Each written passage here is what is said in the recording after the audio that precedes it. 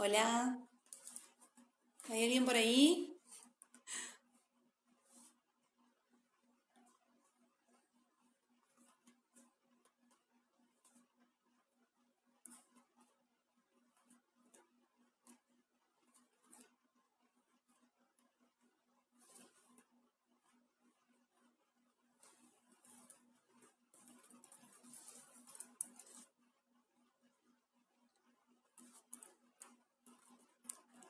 A ver, quienes estén conectados que me digan si me ven, si me escuchan.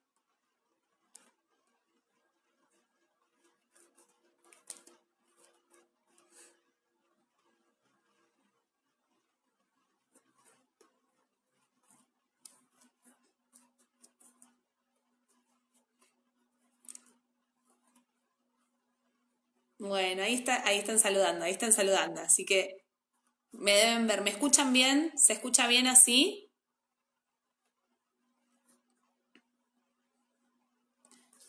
Confírmenme que se escuche bien así. Hola, yo mientras voy saludando. Buenísimo, Meli. Hola, Meli. Hola, Nati, Gaby.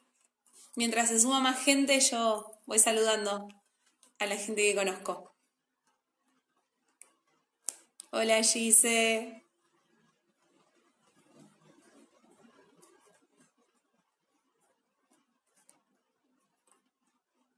Bueno, esperamos 5 minutitos así se suma más gente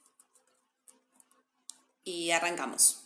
Si les parece, si quieren ir saludando, yo los voy saludando, las voy saludando a medida que se van sumando.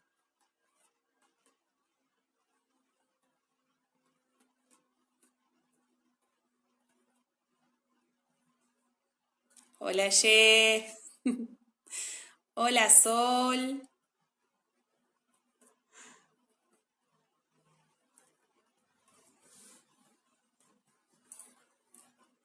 Bueno, me alegro que se escuche bien. Porque es la máxima tecnología que tengo esta. Otra cosa, si no se escuchaba bien, estábamos al horno. No podía hacer otra cosa más que esto.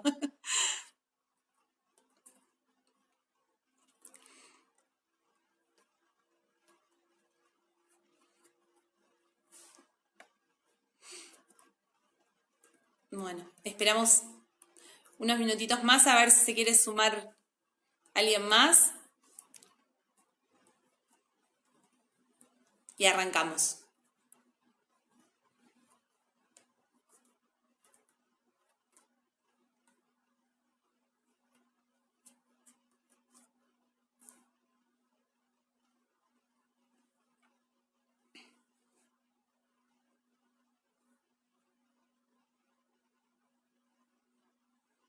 Hola, hola Cari. Buenísimo. Cari, Jessy, que me estuvieran haciendo el aguante con las pruebas. Hola Marta. Hola amiga, mi amiga Ana Laura. No se pierdan de escucharla, de leerla, de todo, de todo lo que sabe.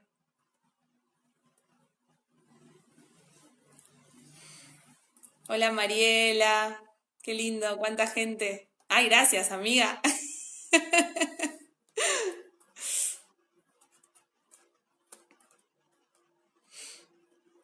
Hola Laura, qué bueno, cuánta gente, me pone contenta.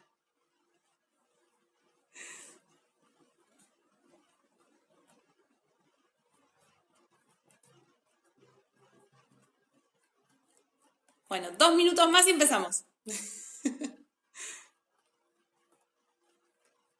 Así sigo saludando gente mientras.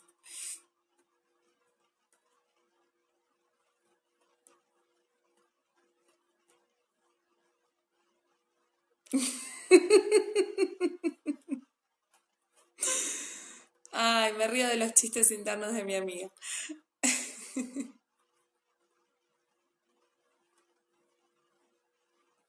Ay, Cari, mira, yo estuve recién aceptando a todas las personas que me mandaron solicitud de amistad. No puedo seguir aceptando ahora que estoy conectada. Hola, mami. Hola Jessy. No puedo seguir, Cari, aceptando ahora que estoy conectada. Va, o seguramente se pueda y yo no sé cómo hacerlo. Pero estuve hasta recién aceptando a todo el mundo que me mandó. A todo el mundo que me mandó solicitud.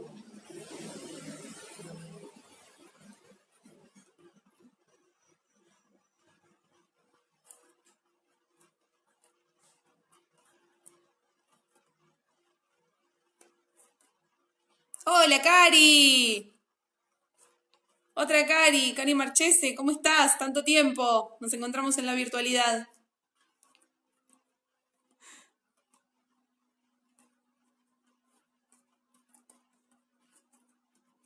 De nada, Daniela. Cualquier cosa que necesites me escribís. Sí, dale, Cari, que te escriban a vos y cualquier cosa vos me repreguntás a mí.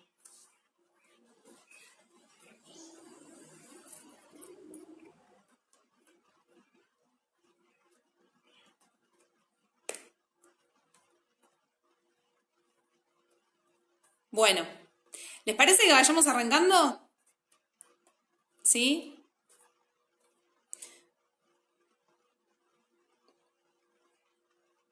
Perfecto. Hola, tía. Bueno, estamos todos, está la familia, está todo el mundo. Bueno, empezamos. Em, Claro, claro, sí, la transmisión está pública para que lo pueda ver cualquier persona, más allá de que no puedan contestar. Y creo que voy a encontrar la manera de que quede grabada. Eh, Les pido por favor que si no lo logro me tengan paciencia. Creo que voy a encontrar la manera. Bueno, arrancamos. Antes que nada, les comento una cosa. Hola Sabina. Para no hacer esto que estoy haciendo, ¿sí? De saludar a la gente a medida que se va conectando y me van preguntando, vamos a hacer lo siguiente. Los últimos 10 minutos los dejo para que me hagan todas las preguntas que quieran, ¿sí? Así puedo ir hablando, puedo ir diciendo las cosas que tengo preparadas y dejamos los últimos 10 minutos para las preguntas, porque si no, si voy leyendo y voy respondiendo, el chat llega más tarde, o sea, ustedes por ahí escriben a medida que yo estoy hablando, pero a mí el chat me llega unos minutos, no unos minutos, unos segundos más tarde. Entonces, se va a cortar todo lo que tengo para decir y bueno, y va a ser más fácil que responda las preguntas hacia el final, ¿sí? Va a ser más dinámico. Bueno, para quienes no me conocen, mi nombre es Ivana Pitrelli, yo soy licenciada en terapia ocupacional, orgullosamente egresada de la Universidad Pública, la Universidad Nacional de Quilmes. Trabajo con niños y niñas con trastornos del neurodesarrollo, más que nada dentro del trastorno del espectro autista, pero en realidad trabajo con niños y niñas con trastornos del neurodesarrollo en general. Digo niños y niñas, también trabajo con adolescentes, pero la realidad es que, bueno, en los últimos años vemos que por suerte al consultorio llegan cada vez niños y niñas más pequeños, lo cual está buenísimo porque quiere decir que finalmente se está entendiendo que la detección temprana y el abordaje temprano es la clave para lograr un desarrollo óptimo y una calidad de vida, una máxima calidad de vida para esos niños, esas niñas y sus familias. Así que bueno, por suerte cada vez son más pequeños y pequeñas quienes llegan al consultorio. Bueno, la idea de hoy, de esta charla, la armamos junto con Karina, con Gisela, de TG de Padres TEA Quilmes Red Federal. Estuvimos pensando a ver cuál era el tema que más convenía desde la terapia ocupacional abordar. Otra aclaración que quiero hacer, la charla está íntegramente dirigida a familias, docentes, quizás estudiantes, ¿sí? De alguna carrera, lo cual no quiere decir que no pueda haber profesionales en la charla, pero a lo que voy es a que el lenguaje que voy a usar es muy sencillo para que lo pueda entender cualquier persona que no esté muy familiarizada con la temática, porque justamente esa es la idea, ¿sí? La idea es poder llegar a personas que quizás no tienen la posibilidad de un contacto directo con un profesional que pueda explicarles sobre estos términos y sobre estos temas que quizás a veces son un poco complejos de comprender, ¿sí? Entonces, a lo que voy con esto es a que si hay algún profesional que viene a escuchar la charla esperando aprender algo nuevo no es el espacio, ¿sí? Está orientado a familias, a docentes, ¿sí? O quizás a profesionales de otras áreas que no sea la terapia ocupacional, que estén interesados en tener un primer pantallazo sobre lo que es la integración sensorial. Así que bueno, la idea es pensar un poco sobre la integración sensorial y pensar un poco sobre la integración sensorial en este contexto que estamos viviendo de aislamiento, que es nuevo para todos, para todas, y especialmente para niños y niñas dentro del trastorno del espectro autista puede llegar a ser una situación muy desafiante, puede llegar a ser un gran desafío, ¿sí? Sobrellevar estos días de aislamiento con toda la incertidumbre que nos genera a todos y a todas, en ellos más, puede llegar a ser un gran desafío. Así que bueno, vamos a empezar en primera instancia definiendo lo que es la integración sensorial, ¿sí? Seguramente si muchos y muchas de ustedes son familiares de una persona con autismo o que en algún momento tuvo algún tipo de alteración en su neurodesarrollo, hayan escuchado alguna vez hablar de los desórdenes de procesamiento sensorial o quizás se los hayan nombrado con otra terminología, trastorno de integración sensorial, alteraciones sensoriales, ¿sí? Puede llegar a haber muchas terminologías dando vuelta. Entonces vamos a definir qué es eso. Yo acá, si me ven mirando al costadito es porque tengo un pequeño ayuda a memorias acá al costadito para no olvidarme de nada de lo que quiero decir. Bueno, la integración sensorial es la capacidad que tiene nuestro cerebro de captar, de recibir la información del entorno, ¿sí? del ambiente, procesarla y emitir una respuesta en base a esa información que recibió, ¿sí? Lo voy a poner con un ejemplo. Quienes me conocen saben que pongo siempre el mismo ejemplo, pero es el más fácil de comprender. Si yo toco una pava caliente, ¿sí? La información ingresa por mi mano a través de mi sistema táctil, esa información de temperatura ingresa por mi mano a través de mi sistema táctil, viaja hacia el cerebro procesa esa información y emite una respuesta, ¿sí? Esta respuesta es retirar la mano para no quemarme, ¿sí? Todo eso es un proceso de integración sensorial. Recibo el estímulo, el cerebro procesa ese estímulo y emite una respuesta en consecuencia a ese estímulo, ¿sí? Todos tenemos, o sea, los procesos de integración sensorial son procesos que realiza nuestro cerebro todo el tiempo ante la recepción de todos los estímulos que están en nuestro entorno, ¿sí? En forma permanente realizamos este proceso de integración sensorial. En las personas con autismo, muchas veces este proceso de integración sensorial se ve alterado. Se sabe que alrededor de más del 80% de las personas con autismo tienen algún tipo de alteración en sus procesos de integración sensorial en uno o más sistemas, ¿sí? Ahora vamos a ver cuáles son los sistemas. Y entonces por eso muchas veces una de las primeras cosas que empiezan a llamar la atención de las familias de niños y niñas pequeños, pequeñas, que todavía no tienen un diagnóstico, es justamente esto, ¿sí? Empiezan a ver cosas raras, que rechaza tocar ciertas texturas, que no le gusta que le den besos, que no le gusta bañarse, lavarse la cabeza, o que muerde objetos extraños, ¿sí? Se empiezan a ver estas cosas que a las familias les empiezan a llamar la atención y que las familias no tienen por qué saber que se trata de una alteración a nivel sensorial, ¿sí? Entonces, ¿cuáles son los sistemas sensoriales? Los sistemas sensoriales son los 5 sistemas básicos que conocemos, que es la vista, el gusto, el olfato, el oído y el tacto. Y a esto, para hablar dentro de lo que es la integración sensorial, le tenemos que sumar el sistema vestibular y el sistema propioceptivo, ¿sí? El sistema vestibular, ahí está, sí me voy acomodando y no me olvido de nada. El sistema vestibular es el sistema que controla nuestro equilibrio, ¿sí?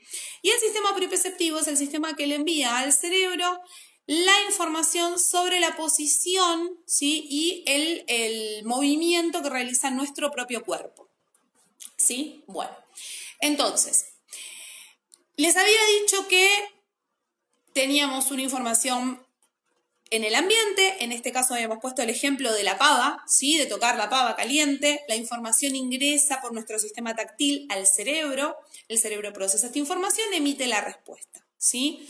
Si la pava está caliente, ¿cuál sería la respuesta? Vamos a suponer que es una pava que tiene agua hirviendo, ¿sí? ¿Cuál sería la respuesta? Yo toco la pava, instantáneamente retiro mi mano. Todo esto estamos hablando de que el proceso lleva milésimas de segundo, ¿sí? ¿Qué pasa? ¿Qué es lo que se ve en las personas? Vamos a hablar, a ver, específicamente estamos hablando de personas con autismo, pero en realidad los desórdenes de procesamiento sensorial se pueden dar en cualquier persona, ¿sí? ¿Qué es lo que pasa? O sea, ¿cuáles son los desórdenes y las alteraciones que se pueden ver en este procesamiento sensorial? La realidad es que esto es bastante más complejo de lo que yo voy a explicar, por eso fue que aclaré al principio que esto está orientado a familias y a docentes, a personas que no sean profesionales, que no sean terapistas ocupacionales específicamente, ¿sí? Por una cuestión de que realmente esto es bastante más complejo y hay mucha más información de la que yo puedo llegar a dar hoy, ¿sí?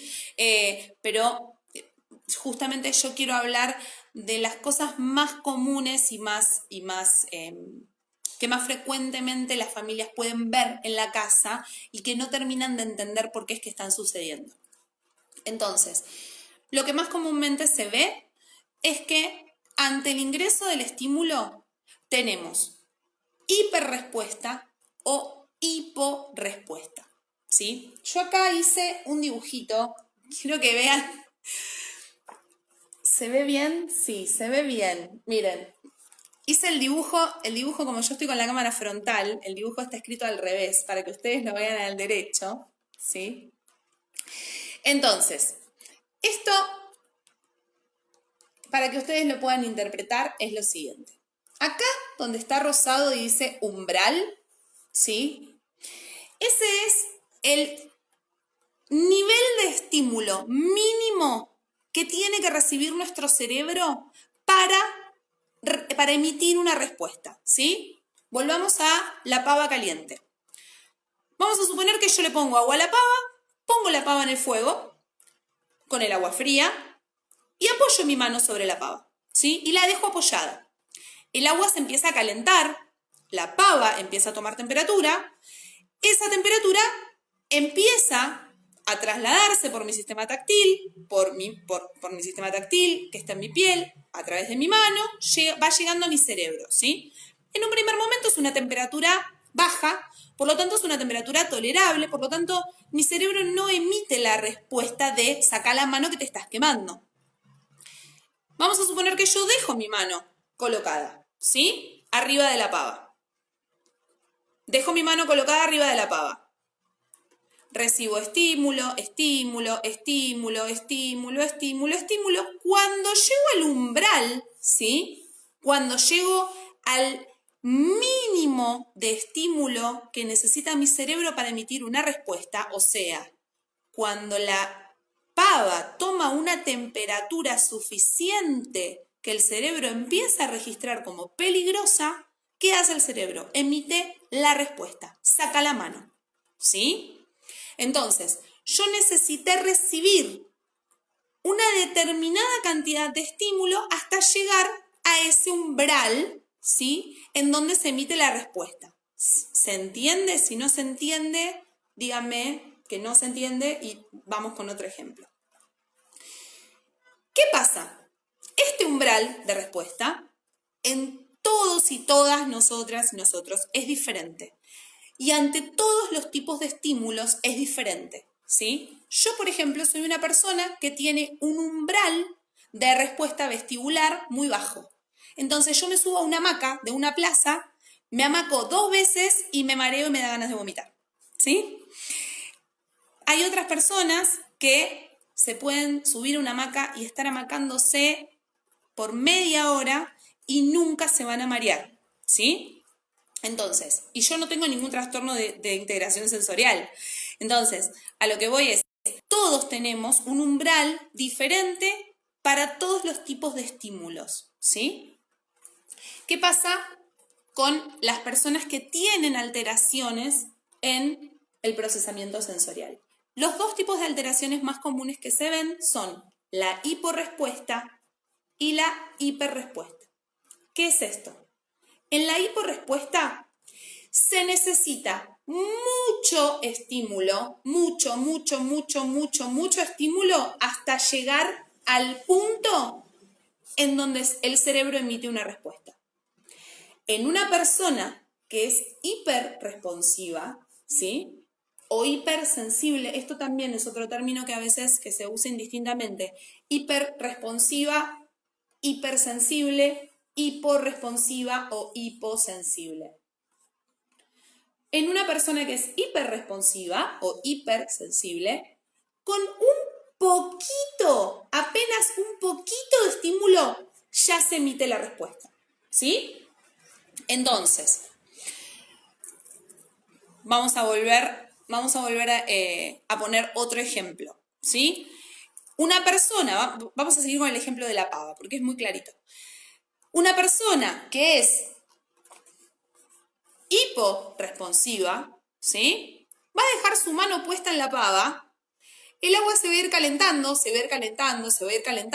y quizás para la mayoría de la gente, para cuando el estímulo está por acá, vamos a suponer para cuando el agua llegó a los 38, 40 grados, ¿sí? 45, no sé, más o menos cuál es la temperatura del agua cuando nos bañamos, ya para ese momento el cerebro estaría emitiendo la respuesta de saca la mano porque te vas a quemar. Como la persona es hiporresponsiva, la temperatura del agua va a seguir subiendo y el cerebro va a seguir sin emitir respuesta, ¿sí?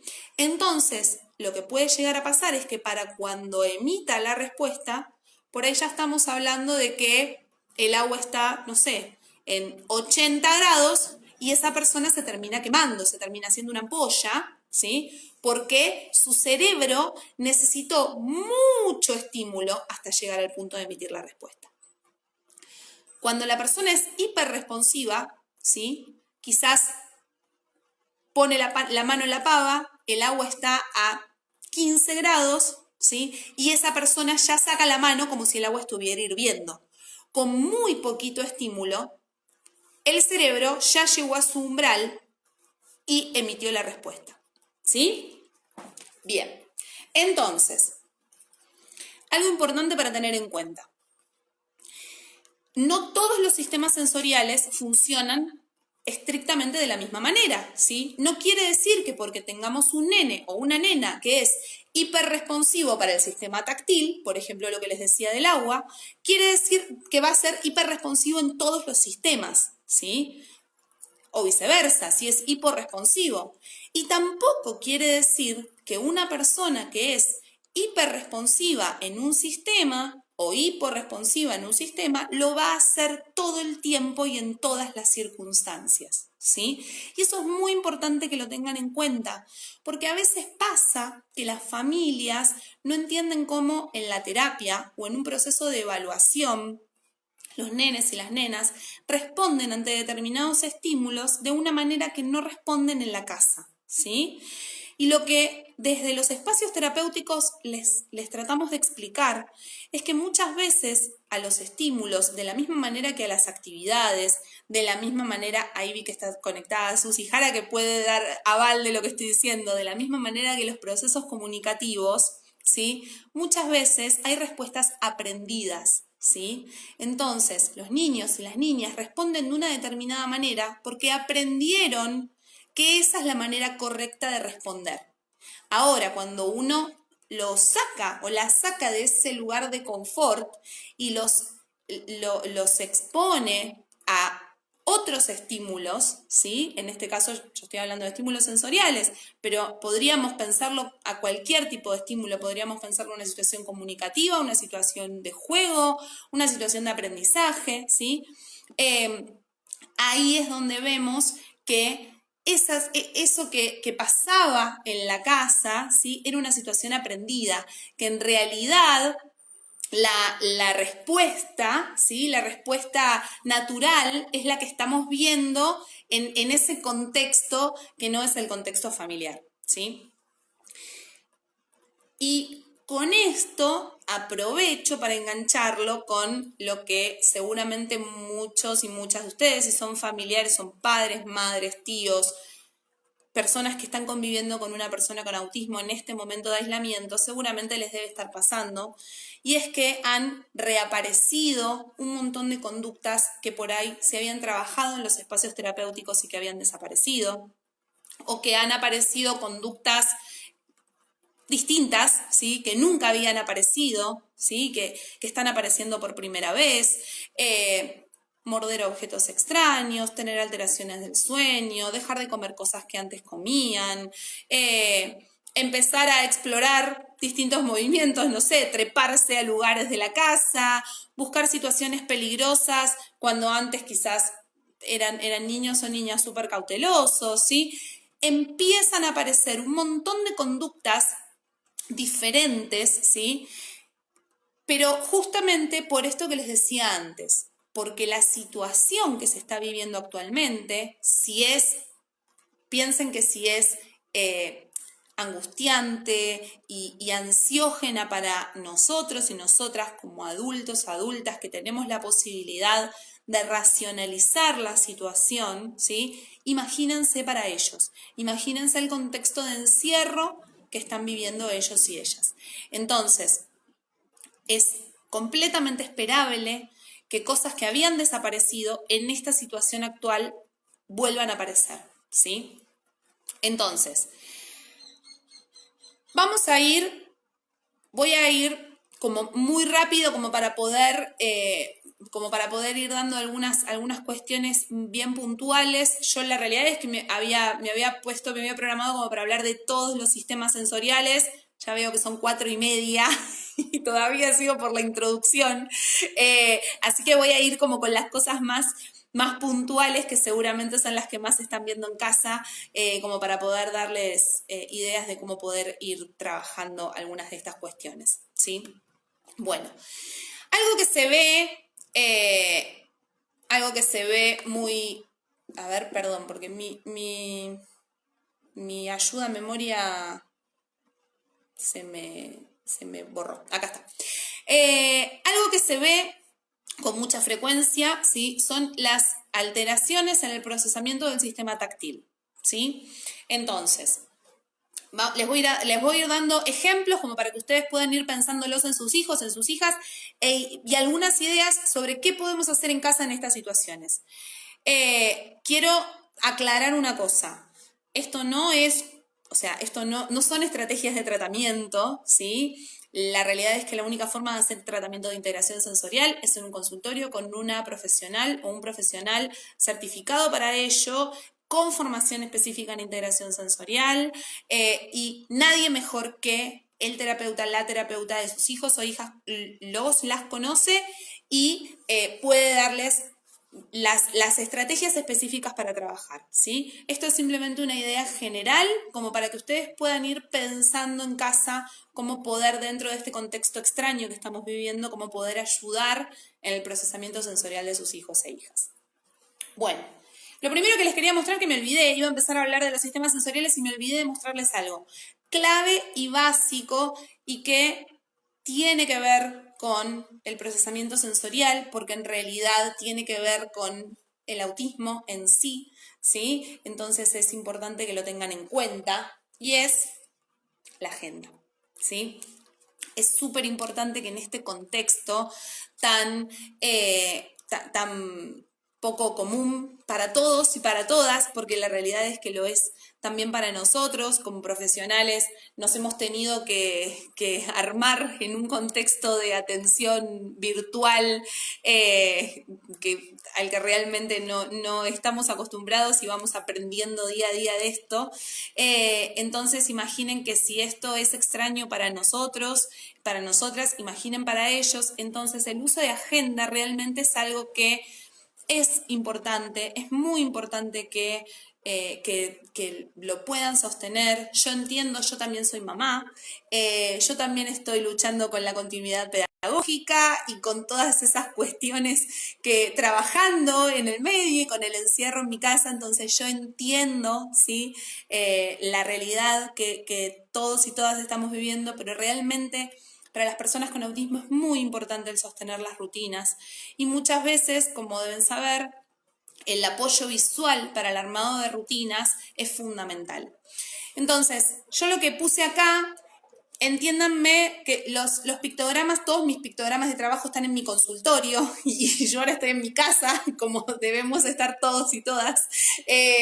Entonces fui rescatando imágenes y pictogramas viejos que tenía por ahí tirados y armé más o menos un intento de agenda. La idea es, yo acá les puse como ejemplo cómo podemos poner a lo largo del día distintas actividades que brinden estímulos sensoriales organizadores, ¿sí? Porque hay ciertos estímulos sensoriales que son organizadores del sistema nervioso, que ahora se los voy a nombrar. Entonces, ¿cómo podemos ir poniendo a lo largo del día distintos estímulos sensoriales que son organizadores del sistema nervioso como para ayudar, ¿sí? A sus hijos y a sus hijas a estar más organizados? Entonces, yo acá armé una agenda, un ejemplo básico, ¿sí? Por ejemplo, voy al baño, me cepillo los dientes, me visto, desayuno. Este pictograma que puse acá representaría el hacer una actividad motora, una actividad que brinde estímulo propioceptivo, ¿sí? Que ahora les voy a explicar qué tipo de actividades se podrían hacer. Las actividades que brindan estímulo propioceptivo siempre son organizadoras del sistema nervioso, siempre, ¿sí? Entonces, es una buena actividad para hacer. Después quizás un momento de mirar la tele, de usar tablet, celular, almorzar, ¿sí? Y acá, esto ténganlo en cuenta, nunca armen una agenda con muchos pictogramas de todo el día, siempre es preferible partir el día a la mitad. Y acá podemos seguir, yo puse este pictograma porque si ya me quedé sin imágenes dentro de las que tenía en casa, realmente me quedé sin imágenes. Otra actividad, ¿sí? Puede ser que brinde estímulo propioceptivo. Después una actividad quizás de trabajo en mesa, ya sea de hacer alguna actividad pedagógica de las que le mandan del colegio o bien un juego de mesa, puede ser. Acá puse esta actividad como representando otro tipo de actividad sensorial que sea placentera para ese nene o esa nena. Merendar, bañarse. Acá puse este pictograma porque realmente ya no tenía más imágenes dentro de las que tenía en casa, como representando un momento de descanso, la cena e irse a dormir, ¿sí? Entonces, si a lo largo del día nosotros podemos armar de esta manera y podemos ir poniendo actividades que brindan determinados estímulos sensoriales a lo largo del día, ¿sí? Es mucho más organizado para ellos. Y otra cosa que es importante es que esto les anticipa el estímulo sensorial que va a venir.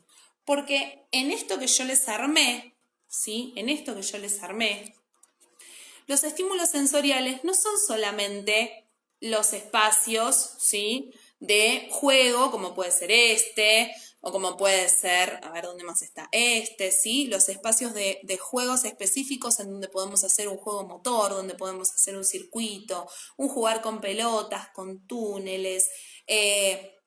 Si no tenemos túneles en casa, no importa, pasar por abajo de la mesa también funciona como túnel, ¿sí? Pasar por adentro de la cama de un lado al otro o de la cama por abajo de las sábanas también funciona como túnel. No solamente esos son estímulos sensoriales, sino que el cepillarse los dientes también es un estímulo sensorial. El vestirse también es un estímulo sensorial. El comer, ¿sí? Ya sea en el desayuno, el almuerzo, el bañarse, ¿sí? Son todas situaciones que para un niño que tiene, por ejemplo, en este caso, a ver, ahora sí nos vamos a ir metiendo con el tema de los sistemas específicamente. El sistema táctil, ¿sí?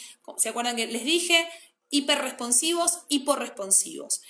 Las personas hiperresponsivas al sistema táctil, ¿sí? Volvemos a esto, ¿sí? Hiperresponsivas con muy poquitito estímulo, ¿sí? Ya emiten una respuesta. Entonces, pensemos en una persona que es hiperresponsiva al sistema táctil y, por ejemplo, se tiene que bañar o se tiene que cepillar los dientes, ¿sí? Son personas que se suelen bañar con el agua a una temperatura, o sea que el agua tiene que estar tibia durante todo el año, ¿sí? Porque muy fría no la toleran y muy caliente tampoco. Si es que se dejan bañar, muchas veces no toleran bañarse, no toleran lavarse la cabeza, no toleran cepillarse los dientes, cortarse las uñas, todo ese tipo de actividades que tengan que ver, piensen que nuestro sistema táctil es el más amplio de todos porque está a lo largo de toda nuestra piel, que es el órgano más grande que tenemos en nuestro cuerpo. Entonces recibimos información táctil todo el tiempo de todos lados. La ropa que tenemos puesta, que está en contacto con nuestra piel, nos está brindando información táctil en forma constante, ¿sí?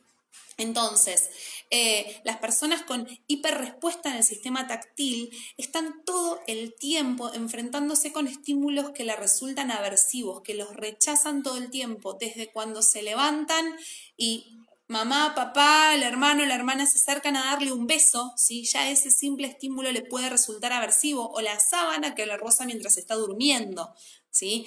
Entonces, el poder anticipar este tipo de cosas no quiere decir que va a desaparecer el trastorno de procesamiento sensorial, sino que quiere decir que ya estamos ganando un paso porque ya estamos anticipando lo que va a pasar.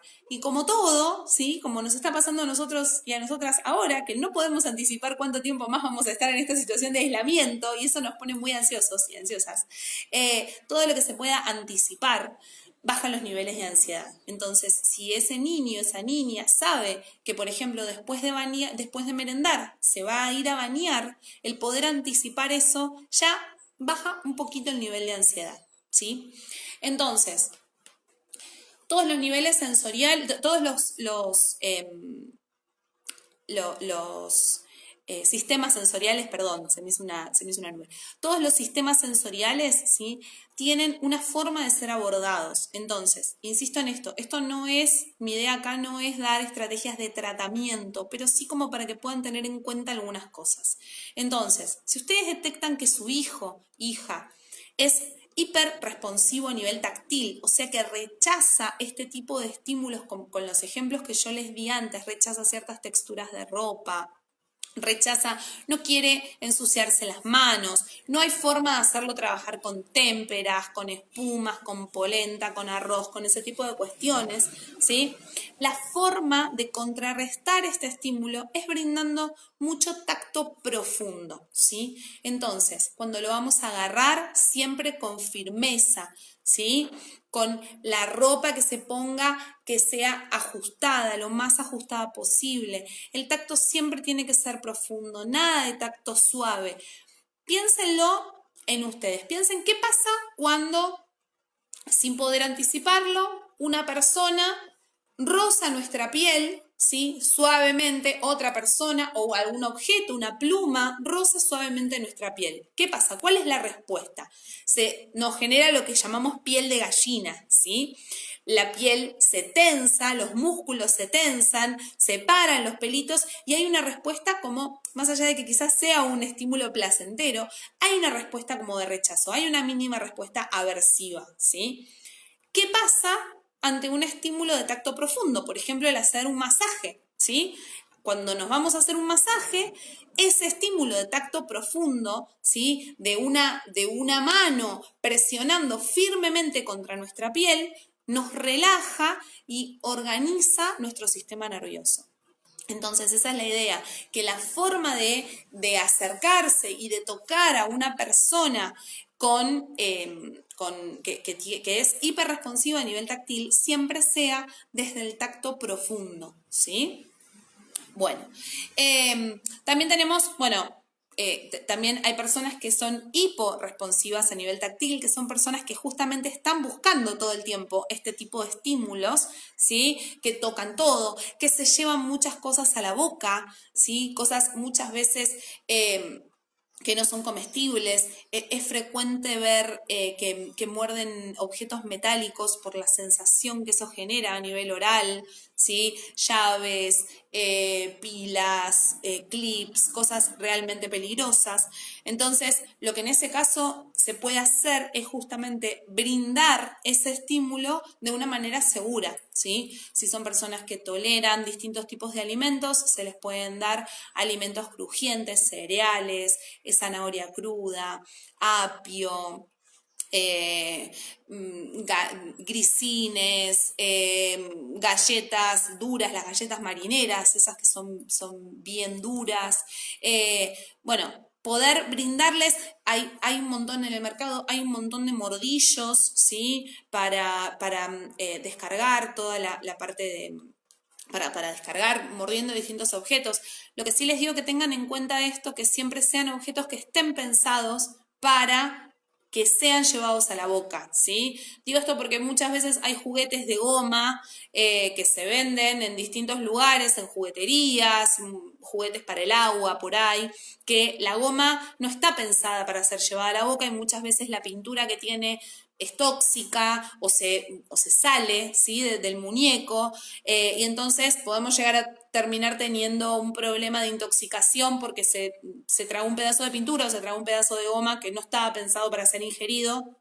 Entonces siempre es preferible buscar mordillos, ya sea mordillos específicos, que hay mordillos específicos para personas con autismo o personas con alteraciones del procesamiento sensorial, y si no, los clásicos mordillos de bebé que se compran en la farmacia, ¿sí?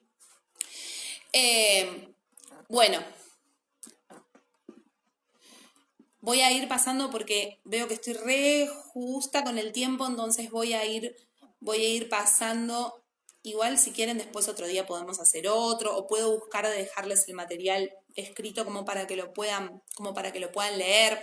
Voy a pasar al sistema vestibular y al sistema propioceptivo porque son los otros dos sistemas, o sea, junto con el sistema táctil, lo que más se ve es alteraciones del procesamiento sensorial en el sistema vestibular y en el sistema propioceptivo, ¿sí? Junto con el tema de alimentación, que voy a hablar ahora un poquitito también. Bueno, las personas, dentro del sistema vestibular, las personas con hiperrespuesta, ¿sí? O hipersensibles en el sistema vestibular, lo que tienen es este rechazo, esto que yo les contaba de mí misma con respecto a las hamacas, ¿sí? Este rechazo a el movimiento, ¿sí? Entonces, cuando son muy chiquititos, en general son nenes o nenas que los papás te cuentan que van a una plaza y no hay forma de subirlos a las hamacas, ni al tobogán. Los cumpleaños son una tortura porque no se quieren subir a ningún juego, no hay forma de meterlos en un pelotero, no toleran viajar en auto. Bueno, un montón de dificultades en la vida diaria que tienen que ver con el movimiento, ¿sí? No se quieren, se les dificulta por ahí sentarlos incluso en lugares altos, como puede ser una sillita de comer, ¿sí? Cuando son muy bebés. Entonces, bueno, estas son las cosas que más se ven. Las cosas que más suelen llamar la atención a las familias es el tema de la plaza, ¿sí? De que no se suben a ningún juego, que no hay manera de subirlos a ningún juego, ¿sí? Eso es lo que se ve en cuanto al sistema vestibular, en cuanto a la hiperrespuesta, ¿sí? Y la hiporrespuesta es justamente lo contrario. Son niños o niñas que buscan el movimiento en forma constante, que se pueden subir a una hamaca en una plaza y pueden estar horas hamacándose y nunca se van a marear, que les gusta girar en el lugar, que están todo el tiempo cambiando de posición. Nuestro órgano del equilibrio está en el oído, nuestro órgano vestibular está en el oído, entonces el cambio de posición de la cabeza es lo que nos permite sostener el equilibrio y también es lo que nos marea, ¿sí? Por eso cuando estamos acostadas y nos levantamos rápido, tenemos como esos segunditos hasta que volvemos a como acomodarnos, ¿sí? Porque el líquido que está en nuestros oídos, que es nuestro órgano del equilibrio, tarda como un poquitito, hay unos pelitos en el oído que tardan como un momentito en acomodarse y en que volvamos a tener bien nuestro equilibrio. Entonces, son niños o niñas que uno ve que cambian de posición, cambian la posición de la cabeza, se ponen cabeza abajo, suben, saltan, suben a distintas alturas, superficies, se tiran. El tema de la plaza es sumamente llamativo porque suben y bajan del tobogán en forma constante, se hamacan durante horas. Y el tema de el girar en el lugar, ¿sí? O sea, es muy común esto de el girar en el lugar, ¿sí? Y el rocking, este balanceo, ¿sí? Constante, el estar en movimiento en forma permanente. Algo que no aclaré al principio, pero que sí me parece importante aclarar más que nada para que lo tengan en cuenta con respecto a las personas que son hiposensibles, hiporresponsivas, o sea que están buscando este tipo de estímulos todo el tiempo. Esto no es algo que puedan controlar, ¿sí? No es algo que el niño o la niña pueda controlar. Esta búsqueda del estímulo, ¿sí? Es algo que el cerebro necesita para estar organizado y para tener un óptimo funcionamiento. Entonces, por eso es importante que, así como es importante en las personas que son hiperresponsivas, que no los enfrentemos al estímulo, ¿sí? Que no le agarremos la mano y se la metamos adentro de la témpera hasta que se acostumbre. Por favor, les pido no hagan eso nunca. Entonces, así como es importante eso, es importante no enfrentarlos al estímulo violentamente hasta que se acostumbre. También es importante entender que las personas hiporresponsivas no pueden deliberadamente decir, o sea, por más que les digamos, bueno, deja de dar vueltas, bájate de la hamaca, no te muevas más, realmente no lo pueden hacer, ¿sí? Es un estímulo que su cerebro necesita, que su cerebro busca para estar organizado. Entonces, es importante entender esto porque es algo que no tiene posibilidad de ser racionalizado, ¿sí? Muchas veces cuando tenemos la posibilidad de hablar con personas con autismo que quizás ya están en su adolescencia o incluso en su adultez y que tienen un nivel de lenguaje apropiado como para poder poner estas cuestiones en palabras, te pueden decir, pueden poner en palabras esto de que realmente no pueden dejar de moverse, ¿sí? O no pueden dejar de dejar de recibir un determinado estímulo, ¿sí? Realmente hay personas con autismo que pueden poner esto en palabras y ahí es que uno entiende que realmente es algo que los excede y que las excede, ¿sí? Bueno, entonces, ¿qué hacer con estos niños, estas niñas que son hiper o hiporresponsivos a nivel vestibular? Cuando son hiporresponsivos a nivel vestibular, o sea, que están buscando estímulo todo el tiempo, están buscando movimiento todo el tiempo, como les decía, no vamos a lograr que se dejen de mover, ¿sí? Lo importante es que este estímulo esté organizado.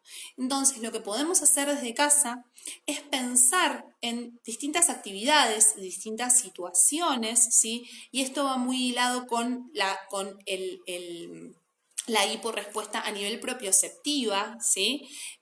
Podemos pensar en actividades y en situaciones dentro del hogar que brinden estos estímulos, ¿sí? Y que permitan que se organice el sistema nervioso. Entonces, por ejemplo, lo que podemos hacer es que nos ayuden con distintas actividades en la casa.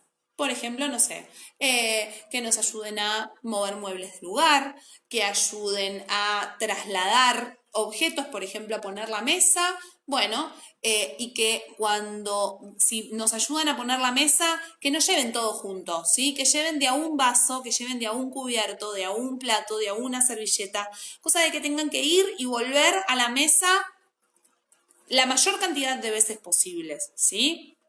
Que ayuden a guardar las cosas cuando volvemos del supermercado, después de haberlas higienizado, en esta situación en la que estamos, guardar las cosas cuando volvemos del supermercado, si es, por ejemplo, que vamos a guardarlas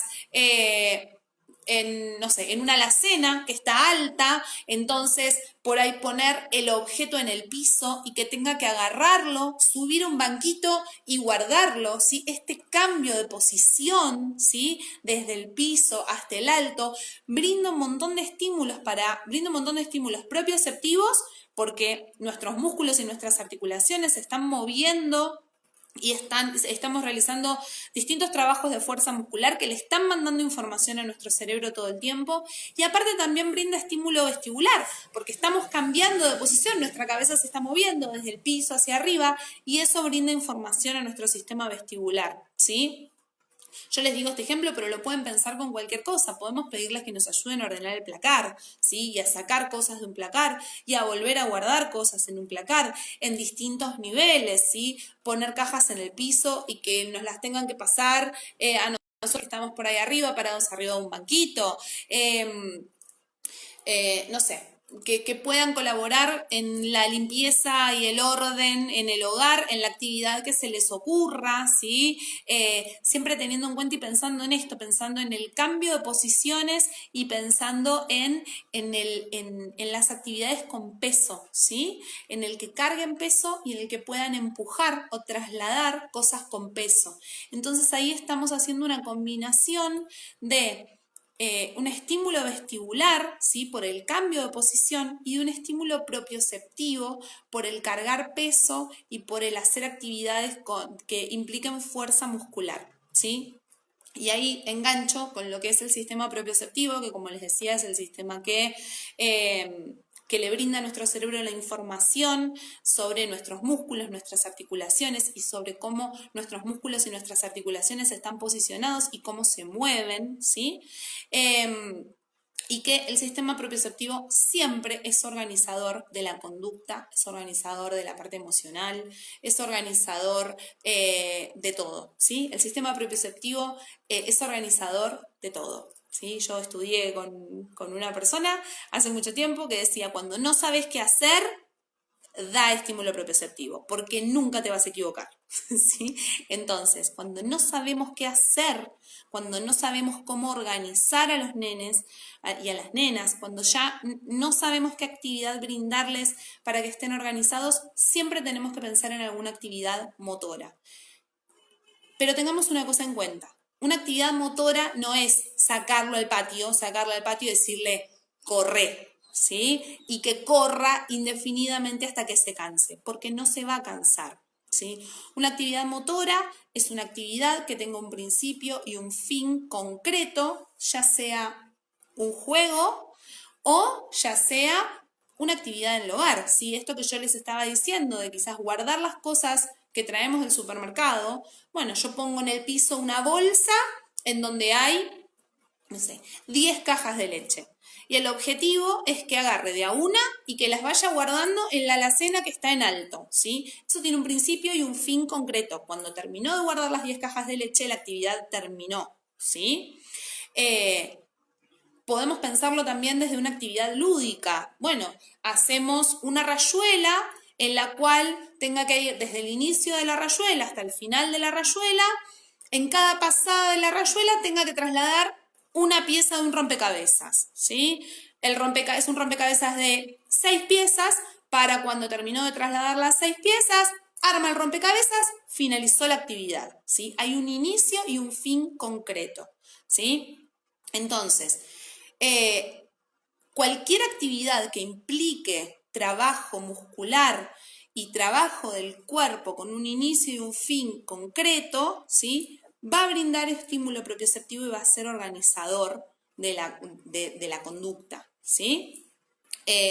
Insisto en esto de no dejarlo que salga a que corra por el patio, ¿sí? Porque realmente no van a haber ningún tipo de resultado con eso y es altamente probable que sea peor, o sea, que haya una sobreestimulación y que la conducta esté más desorganizada todavía, ¿sí? Entonces, distinto es si, por ejemplo, no sé, salimos a correr al patio porque estamos haciendo una carrera, por ejemplo, ¿sí? Estamos haciendo una carrera y no sé, hay 10 broches puestos en la soga, entonces el objetivo es ir sacando los broches de a uno y salir corriendo, porque en la otra punta del patio hay un tacho en donde hay que enganchar, hay que embocar los broches que sacamos de la soga y hacemos una carrera. Eso es otra cosa, ¿sí? No quiero decir que no se puede correr, sino que tenemos que buscarle un objetivo a ese correr, ¿sí? Entonces, bueno, eso con respecto al sistema propioceptivo. Y después voy a hacer un pequeño apartado muy chiquitito con respecto a lo que es alimentación, ¿sí? El tema de alimentación es muy complejo. El tema de alimentación nunca se puede pensar exclusivamente desde lo sensorial. Siempre hay una base conductual de la mano de las alteraciones en la alimentación. Sin embargo, así como digo esto, digo que en las personas dentro del trastorno del espectro autista, la base sensorial en el proceso de alimentación es muchísimo más fuerte que cualquier base conductual que podamos encontrar. Y es importante entender que un niño con autismo que no come, ¿sí? O que come poco o que come mal, ¿sí? No es porque los padres no han sido lo suficientemente firmes en obligarlo a comer verduras o en obligarlo a comer no sé, determinado alimento que no come, ¿sí? Es importante arrancar teniendo eso en cuenta. Ahora bien, teniendo eso en cuenta, les voy a dar como algunas características que podemos ver en los niños que tienen selectividad alimentaria, ¿sí? Pero realmente no me voy a meter en cómo abordar la selectividad alimentaria en las personas con autismo porque es un tema muy complejo de abordar, pero sí es importante para poder entenderlo tener en cuenta ciertas cosas, ¿sí? La sensibilidad oral está íntegramente relacionada con el sistema táctil, ¿sí? Nosotros también tenemos nuestra boca, que es una mucosa, pero también está recubierta de piel, ¿sí? Y está recubierta de receptores táctiles, aparte de receptores gustativos, claramente, y claramente también relacionado con el sistema olfatorio, ¿sí? Pero está íntegramente relacionado con el sistema táctil. Entonces, lo que está prácticamente relacionado en forma directa, ¿sí? Que uno ve niños o niñas con hiperrespuesta a nivel táctil, ¿sí? Que no toleran ciertos estímulos, el bañarse, el cortarse las uñas, lavarse la cabeza, y que entonces tienen, y que a su vez tienen selectividad alimentaria, ¿sí? Entonces vemos niños que, por ejemplo, comen solamente comidas de consistencia como papilla, ¿sí? O que comen determinados colores de comida o que comen determinados grupos de alimentos o que generan algún tipo de ritual específico en torno a cómo mastican el alimento, cómo se lo ponen en la boca. Vemos, o sea, son niños en general, bueno, son niños que rechazan el cepillado de dientes, que no les gustan no les gusta que les toquen la cara, ¿sí? Todo lo que tenga que ver con la sensibilidad orofacial está alterado, ¿sí? Y después, o sea, por el otro lado, también vemos niños que buscan el estímulo, ¿sí? Que buscan el estímulo dentro de lo que es la sensibilidad oral. Como les decía, niños que por ahí apuntan solamente a comer alimentos duros, crujientes, quemados incluso, ¿sí? A veces hasta buscan, si, no sé, una hamburguesa, por ejemplo, un churrasco, tiene que estar quemado porque y necesitan generar este tironeo a la hora del masticar, ¿sí? Con todo el estímulo que genera a nivel de las encías y de la lengua y de los dientes, este tironear y morder un alimento que por ahí está duro o está quemado y que cualquier otra persona quizás no comería, ¿sí? Entonces, insisto en esto, el tema de la alimentación es muy complejo y es muy propio de cada persona, de cada persona con una alteración sensorial a nivel de la alimentación y a su vez también es muy propio de cada familia, ¿sí? Porque yo no puedo pretender que una persona con autismo coma cosas que en la casa no se comen, Entonces, muchas veces pasa que hay familias que te dicen, no, porque no come vegetales. Y yo sé que tiene que comer vegetales, pero ni la mamá ni el papá comen vegetales, ¿sí? Entonces, la realidad es que la alimentación es una actividad social en donde no solo nos vinculamos con la comida, sino que nos vinculamos con el entorno, nos vinculamos con las personas con las que compartimos la mesa. Entonces es necesario que el ritual de la comida o sea, que sea un ritual que se pueda sostener en el tiempo para esa familia y para la realidad de esa familia específicamente. ¿Sí? Lo que yo les recomiendo es que si tienen hijos o hijas que tienen selectividad alimentaria y con los que tienen dificultades a la hora de comer, tengan algunas cosas en cuenta. No esconderles comida dentro de comidas que ya comen, ¿sí? No sé, vamos a suponer que comen hamburguesas caseras, pero la hamburguesa casera la come de carne picada y, no sé, tienen que hacer carne picada y huevo mezclado, ¿sí? Y nada más. Y un día a ustedes se les ocurre decir, bueno, ¿y qué pasa si proceso mucho, no sé, vamos a suponer un morrón, lo proceso mucho, mucho, mucho, cosa de que no se vea y lo mezclo con la carne picada. Y así de paso empieza a comer morrón. Bueno, esas cosas no hay que hacerlas, porque lo que pasa cuando hacemos esas cosas es que la persona con selectividad alimentaria se va a dar cuenta que hay morrón en la hamburguesa, más allá de que no se vea, se va a dar cuenta que hay morrón y entonces va a dejar de comer la hamburguesa. Entonces, una comida que antes comía, que bueno, al menos comía esa comida, por esconder dentro de esa comida otra cosa, pensando que bueno, que podíamos aprovechar para que incorpore un alimento nuevo, entonces deja de comer eso que antes comía, ¿sí? Y de esa manera la alimentación se restringe cada vez más. Entonces, tengan eso en cuenta y por otro lado, también tengan en cuenta que nuestro cerebro y nuestro cuerpo, quizás lo que voy a decir es una obviedad, pero hay muchas veces que dentro de lo angustiante que resulta el hecho de tener un hijo o una hija que no come, por ahí esto a veces se pasa por alto, y es que nuestro cerebro necesita alimento para funcionar. Entonces, muchas veces los procesos de aprendizaje y los procesos de adquisición de distintas habilidades se ven retrasados o restringidos o limitados porque tenemos una alimentación deficitaria, ¿sí?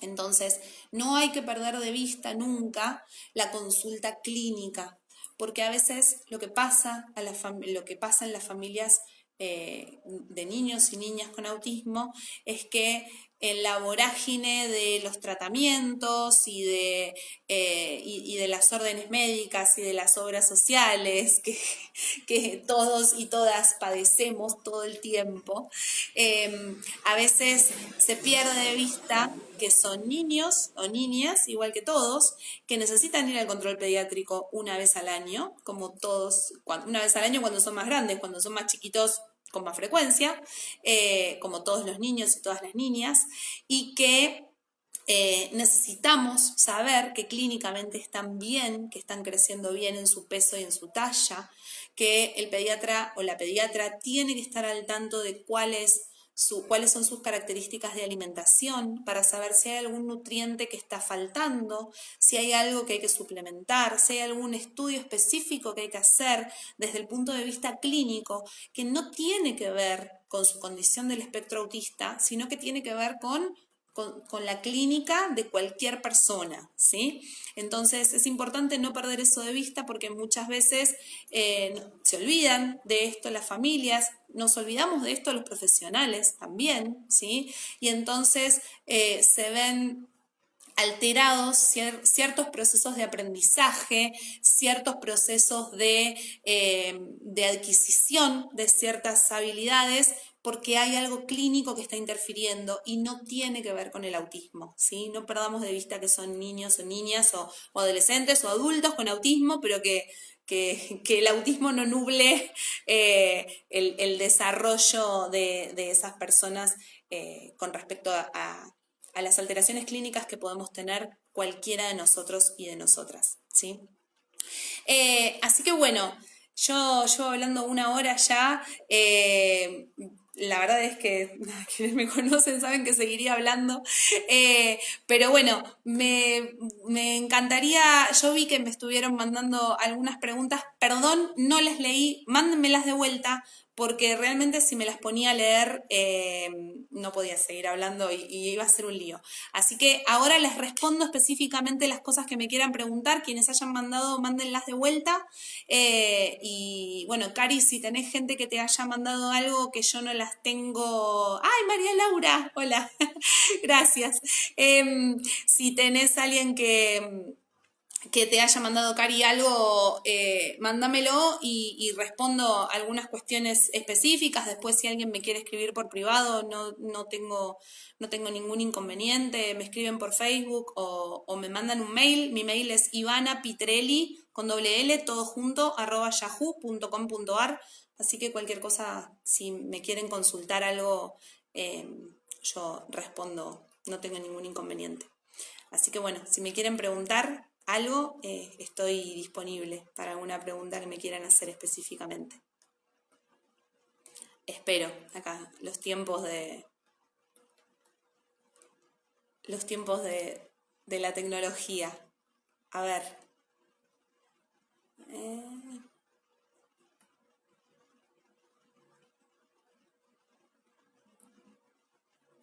Sí, a ver, a veces esto que dice Marta pasa, ¿sí? Los niños con un alto umbral en el sistema táctil a veces se están quemando, ¿sí? Marta lo dice en el momento de bañarse, por ejemplo, a veces se están quemando y realmente no lo registran, ¿sí?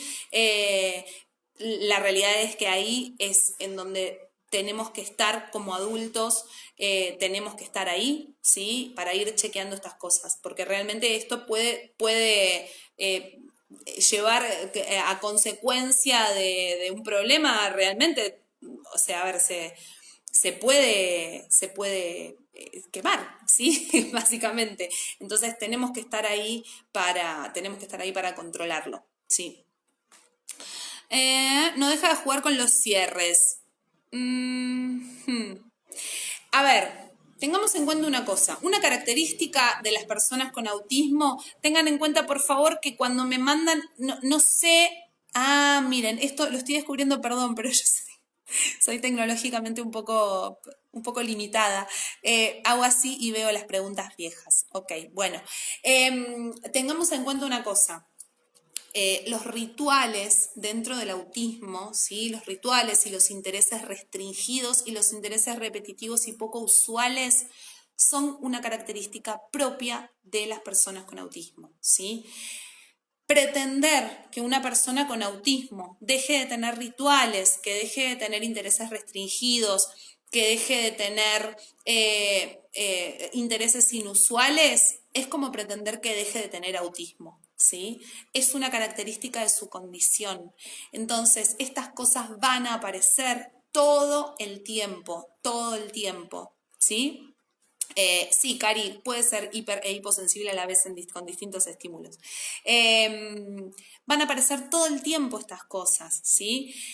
Lo que tenemos que pensar es, bueno, ¿qué batallas vamos a pelear? Esto, quienes me conocen saben que lo digo todo el tiempo. ¿Qué batallas vamos a pelear? ¿Sí?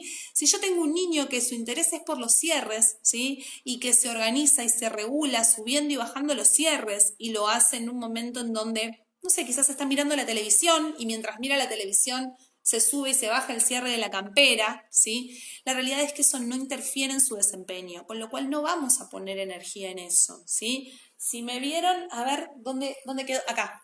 No sé si se dieron cuenta que yo empecé hablando con una gomita en la mano, ¿sí? Y estaba así todo el tiempo. Cuando yo estoy nerviosa, necesito tener algo en la mano hasta que me regulo, ¿sí? Después me relajé, me regulé y la gomita quedó revoleada por ahí, ¿sí? Entonces, todos tenemos distintos intereses sensoriales que los hacemos todo el tiempo. Hay gente que mueve las piernas, hay gente que se toca el pelo, hay gente que se come las uñas, hay gente que dibuja figuras en un papel, ¿sí? Hay gente que muerde la punta de la lapicera. Todos tenemos intereses sensoriales. El tema es que eso no interfiere en nuestro desempeño.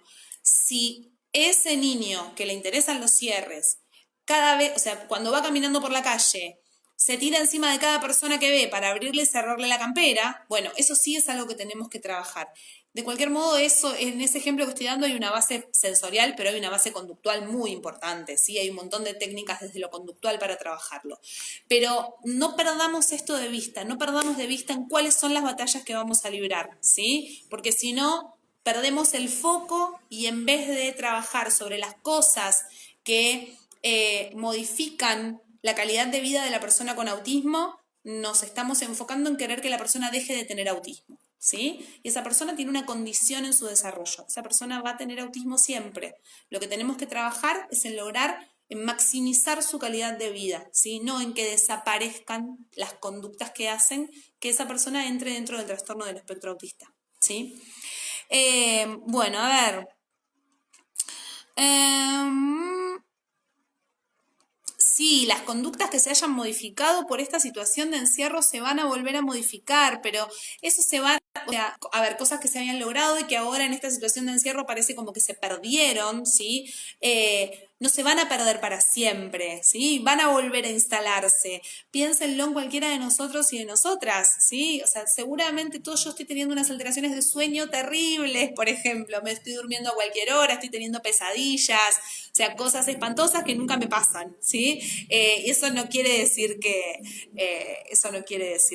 voy a dormir mal toda la vida, ¿sí? Flori, a ver, ¿qué me decís? ¿Cómo hacer cuando no terminan las actividades? Cuando no se terminan las actividades, el objetivo siempre tiene que ser que las actividades se terminen. Entonces, si eso implica que la actividad sea tan cortita como mover una tapita de acá a acá y nada más, bueno, hacemos la actividad así de cortita, ¿sí? Progresivamente la actividad va a poder ser cada vez más compleja, cada vez más larga, cada vez con más pasos, pero siempre tenemos que apuntar a que las actividades se terminen, ¿sí? Porque eso organiza, y esto es bien conductual que estoy diciendo, pero eso organiza a nivel conductual, ¿sí? Entonces es importante que tengan eso en cuenta. Actividades cortitas, pero que empiecen y que terminen, siempre que terminen. La sensibilidad de los útiles. La sensibilidad y los útiles. Con respecto, supongo que me preguntás con respecto a la escritura, con respecto al agarre del lápiz específicamente, ¿sí? A ver, hay un montón de componentes que se juegan en el agarre del lápiz, no son solamente sensoriales, ¿sí? De hecho, las cuestiones sensoriales que se pueden implicar, que pueden estar implicadas en el agarre del lápiz. A ver, esto cuando yo empecé, no sé si creo que estabas al principio cuando empecé a hablar, que dije que yo iba a hablar como una parte de lo que es la integración sensorial. Hay todo otro montón de cuestiones que tienen que ver con las somatodispraxias, bueno, otras cuestiones un poco más complejas, ¿sí? Dentro de lo que es la integración sensorial, que tienen más que ver con lo que son las praxias, o sea, con la planificación motora, o sea, con el esquema que arma nuestro cerebro previo a ejecutar una actividad motora, ¿sí? O sea, obviamente que es un proceso inconsciente, pero previo a ejecutar cualquier actividad motora, nuestro cerebro arma como un esquema de la secuencia de pasos que tiene que seguir. Y después nosotros ejecutamos la actividad motora. Hay una parte de las alteraciones de integración sensorial que justamente apunta a esto, ¿sí? A una alteración en la generación de este esquema motor previo a la ejecución de las actividades motoras. Esto está muy implicado en la escritura y la realidad es que tendría que meterme como en un montón de cuestiones como más complejas. Lo que sí te puedo decir es que hay un montón de actividades previas a la escritura, ¿sí? Y que acá también quienes me conocen saben que yo soy una gran defensora de las formas alternativas de llegar a la comunicación escrita que no impliquen el uso de un lápiz y un cuaderno con un renglón. Hay un montón de formas de trabajar la escritura previamente al agarrar un lápiz y al tratar de escribir arriba de un renglón, ¿sí? Cualquier actividad que a vos se te ocurre, que se te ocurra en la que tenga que trabajar con 3 dedos, ¿sí? hacer bolitas de masa, bolitas de papel, trozado de papel, ¿sí? Trozar papel y hacer una bolita y pegarlo. A ver.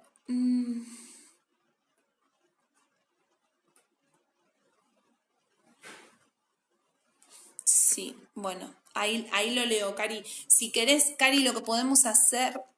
Ah, no, Lu, me escribiste vos. Si querés, después voy a ver cómo hago para poder leer todo el chat porque se me recomplica leer todo y poder ir respondiendo.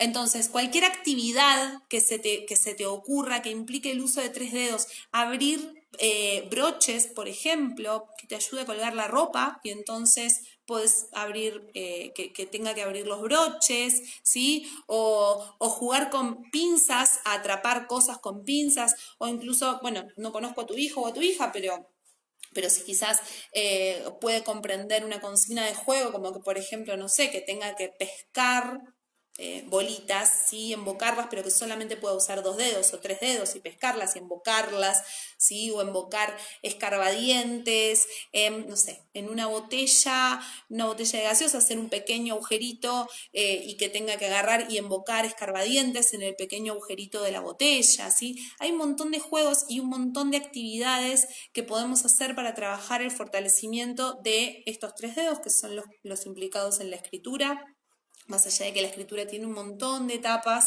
hasta llegar al trípode dinámico, que es el tipo de escritura que tenemos las personas adultas.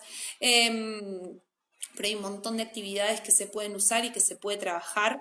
Igualmente, insisto en que bueno, que quizás en algún momento con mi amiga Ana hablaremos del tema. El tema de la escritura es algo para repensar, ¿sí? Más en estos tiempos tan palitos de sushi. Muy bien, Marta, palitos de sushi. Me gustan esas alumnas.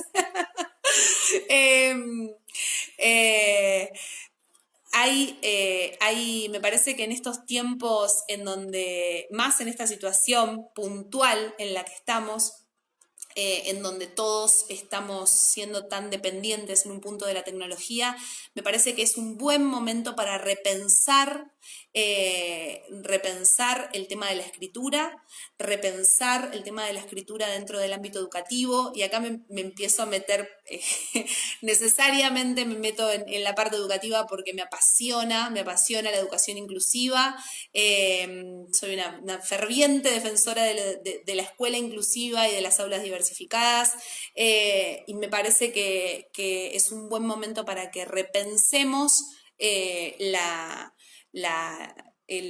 importancia o el cuán válido es el uso del lápiz y del cuaderno para los procesos de enseñanza y aprendizaje de nuestros niños y de nuestras niñas adentro de las aulas, y me parece que la situación en la que estamos actualmente, donde los procesos pedagógicos están tecnologizados obligatoriamente, me parece que es una excelente situación para que salgamos de esto pensando en esto desde otro lado.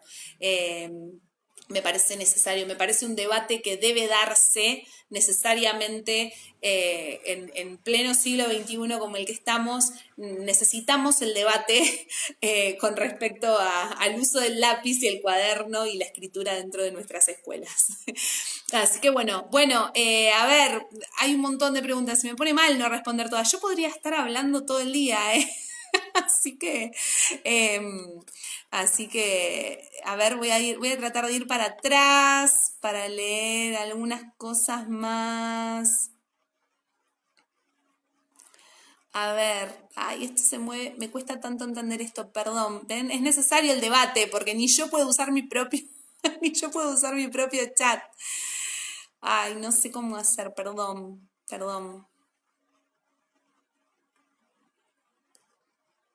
Perdón, no sé cómo hacer para ir para atrás porque siguen llegando mensajes, y entonces cuando voy para atrás no puedo no puedo leer las cosas viejas. Perdón, les pido disculpas a las personas que no les pude responder las preguntas, pero de verdad, Cari, si vos tenés preguntas de familias o quien sea, Lucía, que me habías mandado también, me habías mandado también varias preguntas, y todas las personas que me hayan mandado preguntas, escríbanme ivanapitrelli@yahoo.com.ar, todo junto, y si no me escriben por Facebook y yo les respondo, les prometo que les respondo. Denme unos días, pero les prometo que les respondo. Y si no, me mandan un número de teléfono y les mando un audio de WhatsApp, no hay ningún problema.